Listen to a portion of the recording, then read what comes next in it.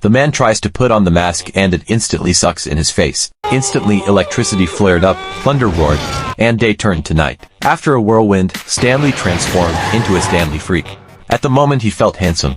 He plans to go to a bar to pick up girls. Stanley saw the landlord's door sign hanging in the hallway and immediately took a catwalk. The more careful he was, the more the floor creaked. Suddenly, his alarm clock fell out. The alarm clock jumped to the floor and screamed.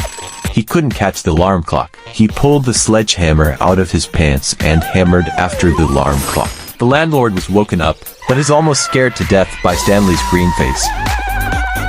The landlord pulls out a gun and shoots it directly towards Stanley. Stanley jumps up and down in the room to avoid the bullets. He ends up jumping from the 8th floor. Stanley falls into a paperweight. He grabbed his head with one hand to get himself up and then immediately recovered. Passers-by honked their horns frantically at him. Stanley pulled out a tiny horn, then gave it a gentle squeeze.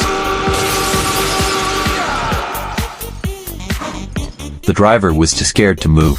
Stanley continued to set off to pick up girls. A group of punks came from all directions and surrounded him. Stanley immediately cleaned up the punk in charge. Stanley continues to provoke the crowd. When the punks caught up with him, he casually pulled out a balloon and turned it into an assault rifle. With these powers, I could be a superhero! It's almost dawn.